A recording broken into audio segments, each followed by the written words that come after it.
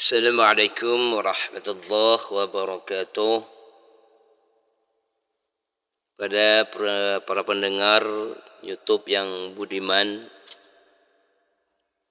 hari ini kita bertemu kembali dalam episode berikut yang insyaallah kita akan mengupas pada hari ini tentang bagaimana Allah menyelaraskan surah-surah Al-Quran, ayat-ayat Al-Quran, firman Allah yang menjadikan kesamaan paham tentang bagaimana Allah menciptakan seorang manusia yang sebagai paham syariah yang oleh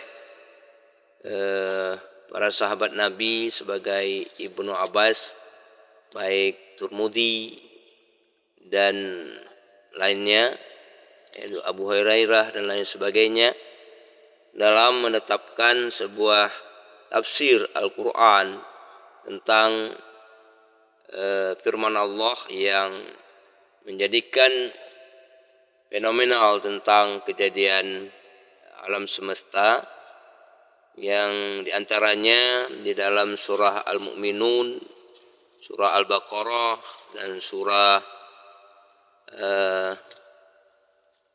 Al-Alaq, yaitu juz 30. Surah-surah ini yang menjadikan kita sebagai pemegang peran dalam surah ke-96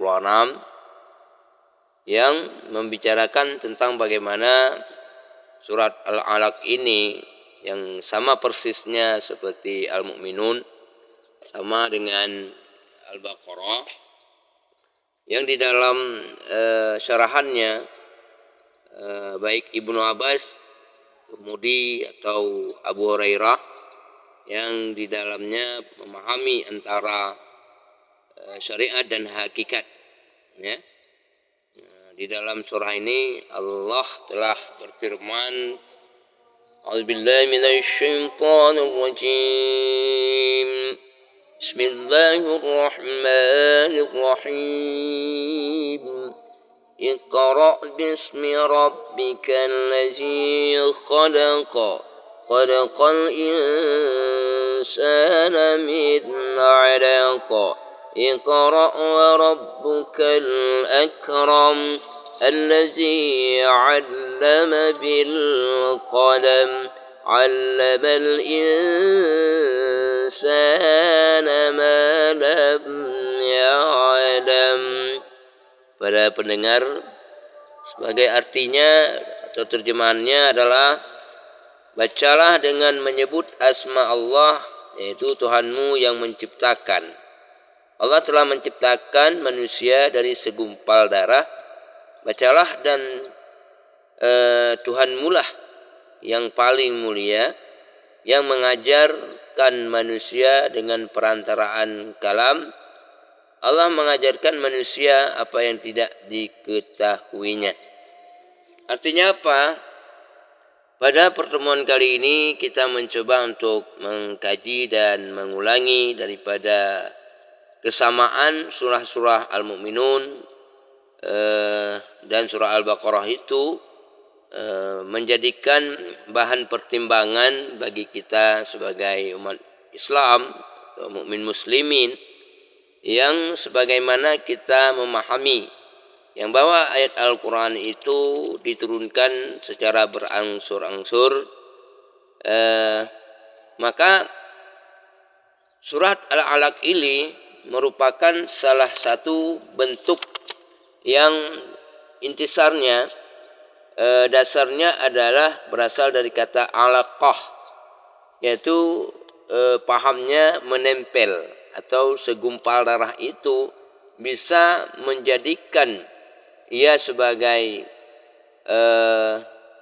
darah yang bisa menggumpal, yang dapat menjadikan daging, dan daging itu akan menutupi daripada tulang-tulang, membalut tulang, dan dengan daging itulah yang bisa kita manfaatkan sebagai tubuh kita sebagai tubuh luar yaitu jasmani, dan membungkus di dalamnya adalah ruh kita yaitu rohani. Ya, secara hakikat, secara syariat adalah jasmani, secara hakikat adalah rohani yang semestinya perlu dipahami secara keseluruhan, baik dengan cara memahami dan paham yang sebenarnya bagaimana surah Al-Alaq ini, sebagaimana Allah telah menciptakan seorang manusia yang surah ini diturunkan bertepatan pada malam 17 Ramadan yaitu sebelum Hijriah, bertepatan dengan tanggal 6 Agustus tahun 6610 Masehi. Di masa itu Nabi Muhammad berusia 40 tahun lebih kurang. Wahyu ini adalah penepatan atau penobatan Nabi Muhammad SAW sebagai Rasulullah, yaitu yang khatamul anbiya, nabi terakhir atau penutup para nabi.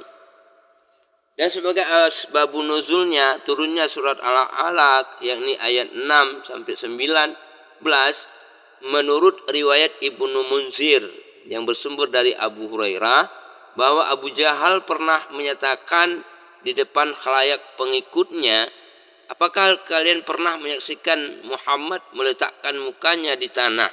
Artinya apa? Tentang masalah berubudiyah kepada Allah. Di dalam proses kenapa Allah itu menurunkan surat Al-Alaq dan menampakkan jelas bukti penciptaan Allah Subhanahu wa taala melalui daripada Adam alaihissalam yang diturunkan ke muka bumi ini dan terus berlanjut, ya, yang menjadikan sebagiannya menjadi musuh dan sebagiannya orang-orang yang terpetunjuk. Artinya di sini sebagai Abu Jahal yang menjadi kolerasinya di dalam menjadikan tolak ukur antara baik dan buruk yang mereka itu sengaja untuk menghancurkan atau memisahkan antara Nabi dengan para pengikut-pengikutnya, maka oleh pengikutnya juga menjawab, ya. Maka apabila mereka menjawab iya, kemudian Abu Jahal berkata, demi Lata dan Uzza, katanya, seandainya aku melihatnya demikian, aku injak batang lehernya dan kubenamkan mukanya ke dalam tanah. Artinya apa? Ini menjadikan sebuah kunci besar yang menjadikan surah ini sebagai lambang. Ada orang yang sengaja untuk mencari kesalahan-kesalahan Nabi atau kesalahan-kesalahan para sahabat Nabi yang mengikut tentang bagaimana keturunan-keturunan Nabi Adam agar diajak untuk kembali kepada proses pada hakikat, yaitu yang mengenal dirinya sendiri untuk masuk ke dalam ranah hakikat, yaitu kembali ke surga.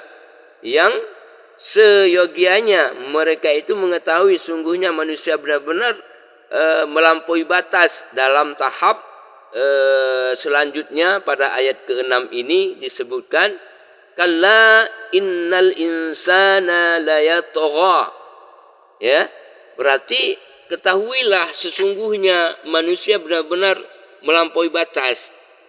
Inilah yang disebut dengan ancaman-ancaman orang-orang yang mengingkari akan ayat-ayat Allah. Apakah ini suatu kebetulan atau memang digambarkan oleh Allah Subhanahu wa taala yang menjadikan keturunan-keturunan Nabi Adam sampai paman-pamannya Rasulullah menjadi sebuah fenomenal sebagai difilmkan oleh Allah Subhanahu wa taala atau skenario Allah Subhanahu wa taala di dalam kehidupan seorang Rasulullah yang notabene menjadi bermusuh sebagaimana malaikat itu mengutarakan pada ayat 30 Al-Baqarah kepada Allah Subhanahu wa taala, kenapa ya Allah engkau menciptakan Adam atau manusia, apakah nantinya kan mereka akan saling bunuh-membunuh dan menumpahkan darah. Itu betul sebenarnya. apa yang terjadi di dalam kehidupan dunia ini, itulah yang sebagaimana malaikat telah mengatakan itu kepada Allah Subhanahu wa taala. Maka dalam proses ini manusia itu adalah seorang yang melampaui batas, melewati batas. Karena itulah ia melihat dirinya serba cukup. Itu merupakan sebuah kesombongan, atau mereka itu mengambil senif daripada perbuatan-perbuatan syaitan laknatillah. Nah, ini pada pertemuan kali ini yang dapat kita utarakan, dan insya Allah kita akan sambung kembali esok hari. Assalamualaikum warahmatullahi wabarakatuh.